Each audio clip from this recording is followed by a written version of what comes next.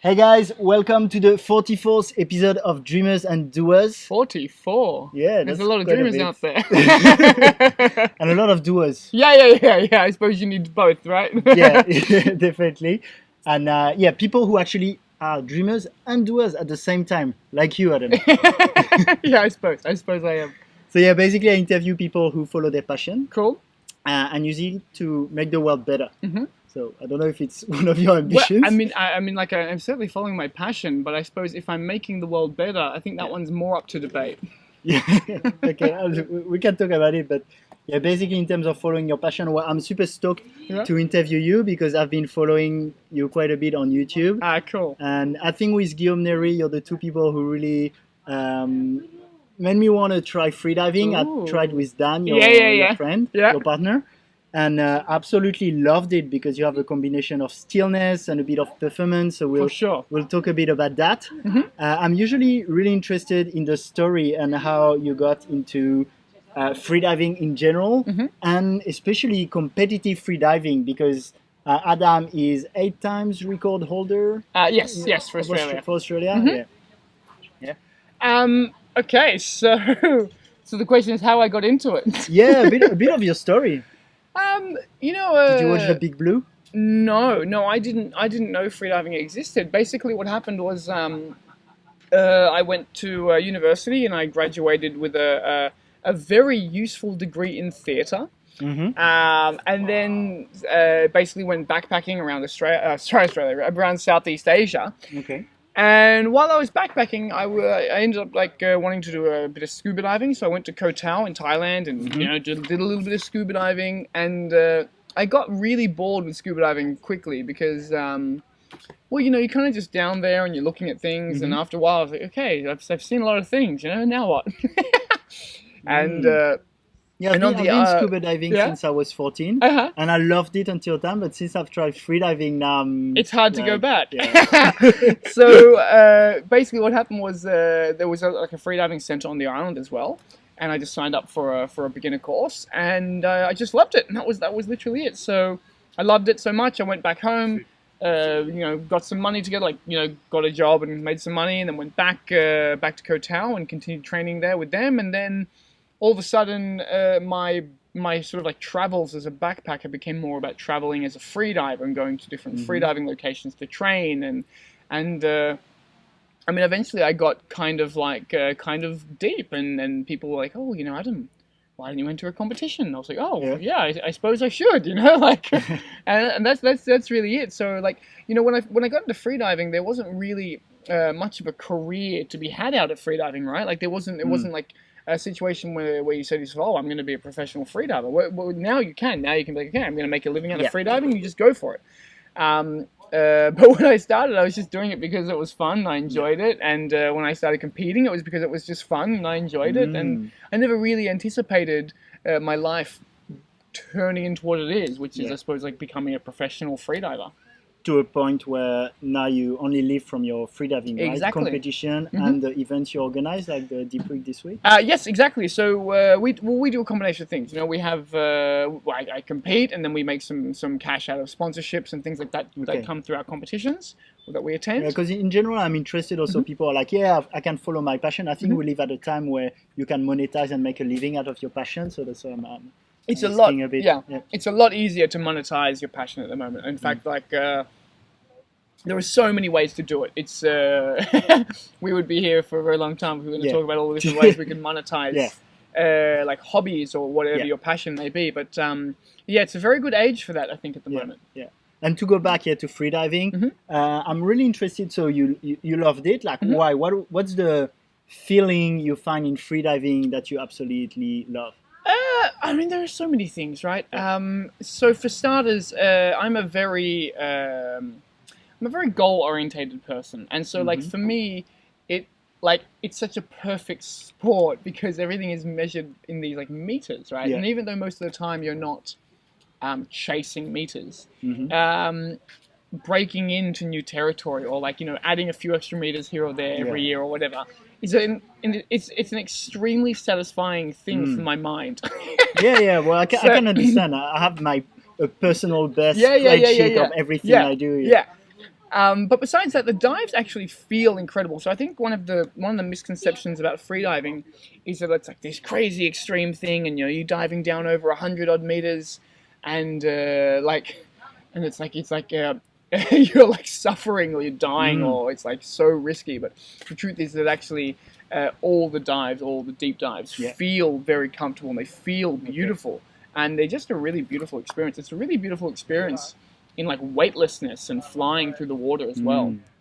I'm interested in that comfortable part because for most people, including myself, holding your breath becomes very uncomfortable after a certain time, right? So have you always felt it was comfortable? Is there a point when it clicks?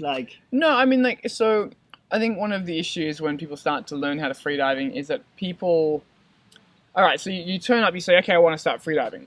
And then whoever's teaching you says, okay, well, look, the first maybe 25, 30% of your breath hold is going to feel relaxed and comfortable. Yeah. But then after that, you're going to get the urge to breathe and you're going to like be hanging on for dear life and it's going to feel horrendous. The key is to not have a horrendous time. The key is to actually not hold your breath for that long. Okay. Just start breathing before it becomes terrible. And then as time goes on, you develop a higher tolerance for the processes that make you feel terrible, and you can go longer and longer and longer and longer without feeling bad. Okay, because my idea was that if I push through a little bit more, and I'm just like I get used to that discomfort, and somehow, a bit like an ultra marathon runner who gets the pain and gets to like the pain. Yes, well, this is not and to manage it. Is it a bit similar, or should I not push it too much? You should never push it. The thing is with freediving or breath holds is that breath holds can leave some pretty severe psychological scars in a person's mind. It's not like running or other activities where it's like you just push through the pain and hold on to it. Like that will actually. The best way to not get better as a freediver is to constantly push and push yourself and push yourself to like keep going even though it feels terrible. That's the very best way to not get better. Okay. So the key is actually to keep all your breath holds enjoyable, to actually like have a great time and to keep all the like associations in your mind. Everything, let's say every time that you think of freediving, every association you have is a positive one rather than like hanging on for dear life. This is actually so interesting, because I'm quite into listening. I told you about ultra runners, or people who go in extreme cold, like the Wim Hof method and those things. And obviously, I understand there is a bit of pushing yourself, I guess, too in the freediving world, right? Or? Well, from who? I don't know. Okay. That's super some interesting. Freedivers do, some freedivers don't. Yeah. The freedivers... Are there differences? Because you obviously, even in the way you're like someone very chill, very most freedivers are pretty chilled. Are there some freedivers that are like super competitive? Yeah, definitely. But even those freedivers know that if they push themselves and push themselves and push themselves, they're just going to start going backwards. Do you know what I mean? So like, so they're so competitive that they know they have to go easy. Well, I think that's why it's so interesting, and that's why I wanted to interview you. Freediving is really in this middle between, yes, you push yourself, yes, you need great fitness, but because you need to relax, it's not like, if you want to run an ultra marathon. For sure. Very unique combination of skills, I feel. Yes, very much. And so much of freediving is about developing greater levels of relaxation while you plummet deeper and deeper under the ocean and put yourself in the circumstances where you could potentially feel a lot of stress. So you need to develop like the skills and the mental fortitude to stay relaxed under those conditions. But I think it's probably more skills than mental things. I'm not very strong mentally. I don't have an iron will or anything like that. And so, but I can still dive really deep. So it's more about just like developing the skills and the fitness for the activity rather than like, wow, this person just has some incredible mind. Like I think that's not the case. Like most freedivers are pretty normal people. Okay. Average people. And so what I understand is there's what makes that you hold your breaths, like a sprinter, he would probably be like 20 or 30% faster than me, but like you would dive, and I'm already like, I did a lesson, so I could do like 20 meters, but you could do like 5 times that, and you could do like 10 times the average person. So where does it come from? Is it like, because in my head there would be like things like lung capacity, but that would be a small one. There'd be the mental thing, like when it gets uncomfortable, managing it better. Where do you feel you get so much Well, I advantage? feel like what you've done is you've compared yourself to a sprinter, and then you've compared yourself to a freediver, but you've probably run more in your life than you have freedived. True. Do you know what I mean? Pretty good point. So like the thing is that if everyone grew up freediving, we would be talking about something along those lines. We would be saying, okay, well, you know, this person's going that extra 20, so mainly 30%. mental. No, I just think it's exposure to diving. There is honestly nothing special about a freediver. A freediver is just a person that freedives. And it just so happens to be such a unique activity that you can, that when you get good at it, you're so much better than the average person. But I think I could take just about any human being in the world, just about, and in about 2 months, I could have them comfortably diving to maybe between 40 and 60 meters, depending on the individual. It's your body can just do it. You can very quickly adapt to the activity. That's so interesting. Okay, and do you have like a meditation technique? No, Is that because you're very relaxed? Is it? Do you think? Have you always been like this, or do you feel freediving is also your meditation? Freediving is definitely my meditation. Like freediving is a meditation. Freediving is an act of controlling your mind and doing something very specific. And reasonably intense for a very short period of time. But you know, a lot of freedivers do meditate, but I'm not one of them. Most of the world's best freedivers treat freediving like any other athlete treats a sport. Do you know? I feel like over the years, freediving has been boxed into this thing where it's like, oh, you know, you must meditate and do yoga and all these things, and you must be like this like Zen person. And we're all just like a bunch of random people that like to swim down and swim back up, you know, like, and so, but the best freedivers are those who treat freediving like any other athlete treats their sport, and they train for it, and they do the sport, they train, they practice, and all that kind of jazz. You do visualizations? I do visualizations, which I suppose are a form of meditation. So maybe I've just bitten myself. Maybe I've just.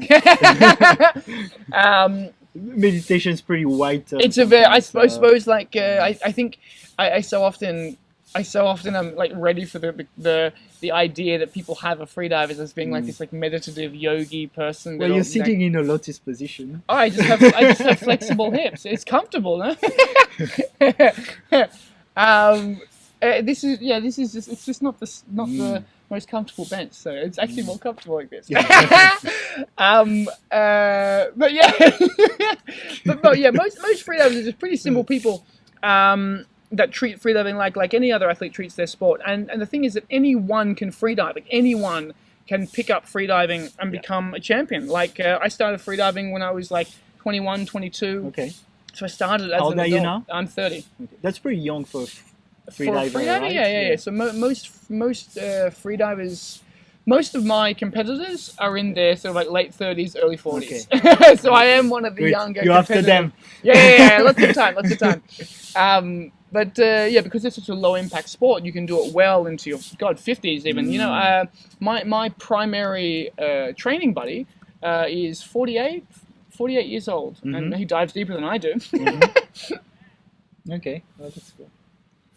What is your also on the, do you have some habits on top of it, like maybe I don't know, morning routines or special nutrition, I guess? Take care of that? Yeah, but like in the same way that any other athlete would eat well. Like, you know, you have to, I suppose like the way I look at my diet is my diet, I eat for output, right? So like I eat the foods I need to replenish my body from the activity or the workout that I've just been doing, right? So it's based around whatever I'm doing that day and what I need to eat to replenish myself from the activity or from the training session. But there's nothing special about it. Like, you know, I eat carbs, I eat meat. Yeah. I eat. just- Yeah, you know what I mean. I just eat You food. just don't I eat- smash like 2 Big Macs before your dives. No. I eat cake But- too. No. So like digestion. And you drink even underwater sometimes? Sometimes I try to. It's very hard to drink underwater, actually. But no, it's much more comfortable to dive on an empty stomach. So most freedivers will Okay. like you wake up in the morning and you either won't eat before you dive if it's nice and early, or if you're diving at around sort of like mid morning, you'll have like usually like a bowl of oats or like something along those lines about 3 hours before the dive, and then you've got some energy in the body and some sugars in the body, and then you're ready to go. Nice. Yeah, because I guess you don't want your body using energy for digestion. When That's you go. exactly right. And digestion uses a lot of energy. Okay. And have all your dives been comfortable? You've never felt like a dive could go wrong? Or? So like talking now, like I now my dives feel comfortable. That wasn't always the case, you know, especially when I was a younger freediver. So I was a 21-year-old freediver, keep this in mind. So I was invincible and nothing could hurt me. And so no, my dives, I used to dive in a way that was very aggressive, and I was always pushing myself, and I was always having really bad experiences. And then what happened is I got to a certain depth, and then like I just couldn't make myself go deeper because I had so many traumatic experiences reaching that depth over the years that I just couldn't make myself dive anymore. It was my PB now, which is 106. Okay. And so I've actually had to take a real big step back and rework myself completely as a diver. But you still did your PB through pushing this way. Yeah, I did. Okay. I did. But didn't you say before that to get better results, you wanted it was better not to push too much? In that sense, like okay, so like I did 106, but the world record was at the time was 129. Yeah. Right. Yeah. So like. It's good, but it's not the best. Yeah. Okay. Right. So but you can for sure you can get to a certain point by pushing yourself, but you're never going to be the best doing it that way. And you feel that now you've changed a bit your strategy? Oh, very much. You feel, but you didn't beat that personal best? I haven't had the time to. But you think you would? Oh yeah, definitely. Oh, right. Okay. Like today, if I attempted it, I would. Okay. I could go deeper than that, and it would feel nice. Okay. Oh, nice. Yeah. Okay. That's what I wanted to know. Okay. And like when you were doing this, when you were younger, did you ever have like weird feelings underwater? I don't know if it's fear. Sometimes people say you go a bit crazy. Well, I mean, yeah, definitely. I had many like freakouts. You know, I had many dives where like I'd be going down and didn't. Do you have feel... like a story in particular? Oh god, I got 1,000, right? I got 1,000 of these dives that I freaked out on and it felt terrible. Is it Narcosis you call it? Oh, well, that's a bit of a different thing. So like I suppose what I'm talking about is just having a dive in which you get down to the bottom and for whatever reason you freak out and you're like, oh my god, get me out of here, and you swim up like panicking. That's horrible. But basically once you dive deeper than usually starts at around 60 meters, you experience nitrogen narcosis, which is the same thing that a scuba diver gets, right? The same like you get high from the buildup of nitrogen in your brain, and it's a great time. Some people have negative experiences with narcosis, but I never did. I always loved my narcosis. In fact, over the years, you build up a tolerance for nitrogen narcosis, and now like I'm doing, if I do like a 100-meter dive, I don't even get narked anymore, and it's really sad, well, right? You have like to go deeper now. Yeah, exactly. You're constantly chasing the high. We're like drug addicts, just going for it all the time. That's nice. Okay, but you had moments when you felt you were panicking a bit. Oh yeah, definitely. But like it's my. But never went too wrong. No. I mean, like I'm still here, right? Okay. No, but like everyone's freediving journey is quite a journey, especially if they're diving quite deep. And each of those divers have learnt their own lessons through many failures and many doing many stupid things, and then having many successes. And the stories there'll be a huge range of stories that you can draw from any freediver based on like the years of diving and how they've progressed to where they are. Yeah, because I feel like, and I don't know if it's cliche or because we hear a lot about them, but I heard quite a few stories of people like who had to be rescued or who died during those free dives. Well, Natalia Molchanov would be maybe Yeah, for the sure, most, for sure. Famous. So yeah, I thought Yeah. sometimes. I mean, still, like, do you feel something could be wrong, or do you feel with your new approach you're so comfortable that Well, so it's more a really matter it's of like fine? the circumstances that you dive Yeah. in, right? So like, I mean, I have no idea the circumstances that Natalia was diving in. I don't know if there were people around her or if there weren't people around her, but for the most part, the only freediving deaths we've ever had are from people not following the standard safety practices. Yeah. So my wife would kill me if I was breaking like standard safety practices. So Especially now that you're yeah, gonna be a now father. that there's a baby on the way as well, for sure. So like, okay, so I'll paint you a picture. When you're getting ready for a deep dive, there's quite a lot involved. You don't just sort of swim out into the middle of the ocean like, okay, I'll go down now, right? So where there's usually like a platform with a dive line or a buoy or a sequence of buoys with a dive line that goes down to whatever depth you plan to dive to. No shallower, no deeper. You set the line to a very specific depth. And then you have a lanyard which straps you into that line, so you're attached to the line no matter what. Okay. And then on the end of that line is a counterballast system. So so that if for whatever reason you don't come up, they can drop the counterballast, like which is a huge weight on the other side, just drop it, and then it pulls the line up really fast, and you end up coming up at the bottom of the line. Then you will also have at least 2 other divers in the water, freedivers, who are there for just your safety. And in an ideal world, like for like some of the that's the coconut, like for especially for like a lot of the competitions, there'll be sonar to register how deep you are and where you are. Okay. And now the bigger competitions have underwater drones that follow you down all the way down and all the way back up to film it, but also for safety. So there's a lot of safety involved with doing these deep dives, and like no one is just going out and floating in the middle of the ocean and diving down deep and going, oh, I wonder what happens, right? So like a lot of structure, a lot of planning, and a lot of safety. So like the only real freediving deaths have come from people either really mismanaging the situation or from people just breaking standard safety practices. Okay. And are you going to? So where are you with your competitive freediving at the moment? Well, I'm about to have a baby, so no, I won't be But going. you're not having the baby. Yeah. But you want me to go to the World Championships with a 6-week-old baby? So I mean, the World Championships will be in like September this year. Okay. And our baby's due in July, and so I think this year I'm just going to chill. Yeah, let's go. Yeah, it's going to happen. Well, that's the nice thing about freediving as well, is that because I don't anticipate my career ending for at least another 15 years. Oh yeah. I'm not necessarily in a rush to get to where I'm going. It's like other sports. I feel like you have a very brief window, and it's like you've got to perform in these years. Otherwise, that's it. You're done. But for freediving, there isn't that urgency. So That's cool. I'll be fine to have I'll still be training and diving. Yeah, I just won't be competing. Yeah. Which just means I can come next year and do something big that no one will have heard. No one will have seen me do. Secret plans. And what was your best dive? Like if you had to pick one.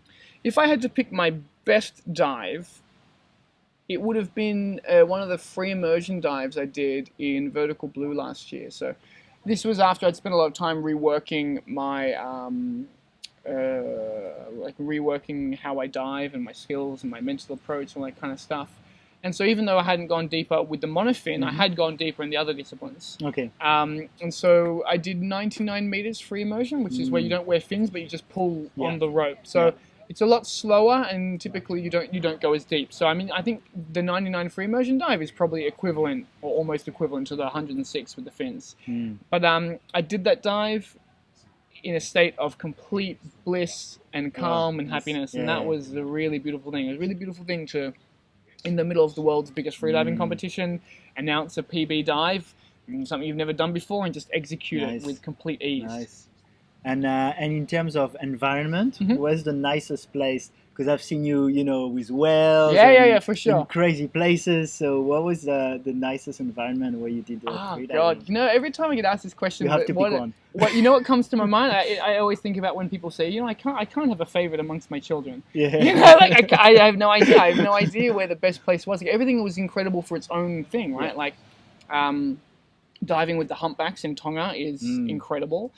Because those big whales play with you and engage you in the water. Diving in the cenotes in Mexico is beautiful because it's such an incredible and alien landscape. Okay. The best probably like healthy marine life and fish and all that kind of jazz I've ever seen was in Cocos Keeling Islands, which is an Australian territory in the middle of the Indian Ocean, like 1,000 kilometers away from anything else. And it's just healthy there, you know. Like humans haven't ruined it yet. So like nice. There's a lot of incredible places for their own kind of reasons, but nothing stands out more than the other things. If that makes sense. I understand. Yeah, because when I looked, guys, you got to look at the video with for example, the humpbacks. Yeah, that was beautiful. Tonga, that was amazing. Incredible. Yeah. And can you hold your breath, really well? Because it must be like a lot of adrenaline, you know? yeah, for sure. You're like, oh my God, there's a big whale. In the Philippines, I did I was with whale sharks, and I couldn't go more than 3 meters because then I was like, you were so excited. Yeah, for sure. No, it's the same. You know, like my breath holds are terrible when there are humpbacks around. Tough life. Yeah, I know. Well, I shouldn't complain. And going back to the practical tips. So you talked about so if people listen, you know, and they're like, okay, I want to hold my breath longer because I want to go deep because really amazing. And for sure. And to be honest, having experienced it even for 20 meters is like, wow, there's so much stillness down there. Yeah, there really is. Like it's a very calm, quiet world underwater. You know? You feel like in another world. That's amazing. And so what would be some tips you would give to hold your breath longer? One of them was not to push until it's uncomfortable. Yeah, for sure. I mean, I think and maybe more practical techniques. There's I wouldn't be able to break down the practical techniques right now in the time frame that we have. You know what I mean? But like, I think the best thing is just to take a freediving course. You know, just go find someone who can teach you how to freedive, or you know, just join your local freediving club, or just join a group of freedivers and start freediving. It's the easiest thing in the world to do. You get a mask and a snorkel and you go swimming. You know, that's all it is, really. There's no difference between like freediving and snorkeling. I suppose like freedivers just go underwater and they stay down there longer. That's all. But and would you do some like dry breath holding to train? You know what? Yeah, definitely. But like it's. If you just start holding your breath dry without knowing what you're doing, you're probably going to do more harm than good, I think. Okay. I mean, like I have a whole bunch of tutorials that I've made on YouTube for people to do, but like I didn't want to plug those. I think I started with your tutorials actually. Yeah. And then I also downloaded this app called Apnea Trainer, where you breathe in, hold, breathe out on a long period of time, and I don't know, they say meant to help. Yeah, no, it does. I mean, all these things help, but I think the main thing is that when people start freediving, they think, oh God, I'm a freediver now, or I'm getting into freediving. I'm going to do all these crazy things, all these breathing exercises and breath hold exercises, and usually it's better to just go and have fun and dive. Okay. And you do that really well, because when I look at the Deep Week videos, like you're all about making freediving fun, right? For sure. I mean, what's the point in doing it if you're not having a good time? But I mean, like all the training and all the training events that I do and that we facilitate are all about like having fun, enjoying the freediving community and freediving, and you know, like it's less about performance and less about like, all right, let's get better at this and work on our skills. Like, well, obviously we're doing that, but we're doing it within the framework of keeping everything easy and fun and light and happy. Yeah, and if you follow Adam on Instagram or YouTube, you have all these really fun videos where you do experiments underwater, like opening an egg or drinking. Just seeing what would happen. But it's funny because it's a whole different world down there. Everything you can do, the photo shots are amazing. It's like people, I guess, when they go in space, just it's a bit more affordable. Yeah, much more affordable. I think that's actually one of the reasons why freediving is getting so popular so fast, is because of how beautiful the imagery is and how beautiful the videos are. You know, like how beautiful all the photographs are underwater. And it's making freediving popular in a way that freedivers aren't quite ready for. You know. You're ready for it? Yeah, we're doing all right. Like, yeah, it's. I mean, if you would have told me, like when I first started freediving, that I'd be training this many freedivers a year, like that I train now, I wouldn't have believed you. I wouldn't have thought that the sport would have been that big. How many people come to your deep weeks? Well, it depends. We get in between 85 and 95. Okay. And so that's a week in Bali. Yeah, basically a week in Bali, and we get a whole bunch of people together, and we get between 40 and 50 instructors. So we have a lot of instructors as well. Yeah, I'll be doing that very soon. You will. Yeah. And it's great. We just train all week, and it's fun. Nice. And what would be your main message? Oof. I think my main message would be that you should just give things a go, because it may be the thing that changes your life. Yeah. Because I had no idea what freediving was before I started. I had no expectations or thoughts about it. I thought, oh, this might be a cool thing to do on my holiday, and here I am. Are you someone in general who tries a lot of different things? I would say yes, but not exceptionally. Okay. Like I wouldn't think of myself as a person that's always seeking new experiences. Okay. Maybe I was when I was younger. Now I'm just like, oh, I found my thing and I'm happy. Okay. That's beautiful. How can people? So how can people follow you? Mainly Instagram. Oh yes. So I mean, you can follow me on Instagram, which is Adam Freediver, or on YouTube, which is Adam Freediver, or on Facebook, which is on Facebook we're different. On Facebook it's Adam Stern Freediver. Hey. Okay. I think people will find. They'll find it. Yeah. Thank you so much. So today was a rest day. For in the middle of Deep Week. In the middle of Deep Week. Yeah. Nice. That's going well. I have a tradition. I end these interviews with a big warm hug. Oh, thanks for having me, Alex. Thank you so much. That was super interesting. Because I'll try to adjust a bit to that more comfortable feeling and not being like pushy. Because I remember when I was training with your partner Dan, that was also, he could feel that. I was really like, that competitive mindset. Yeah. So you gotta push it, and that can be in the way when it comes to freediving, as I understand. For sure. Keep it nice and relaxed, and you'll go very far. Thank you, Adam. Pleasure. Thanks, guys. Thank you. See you later.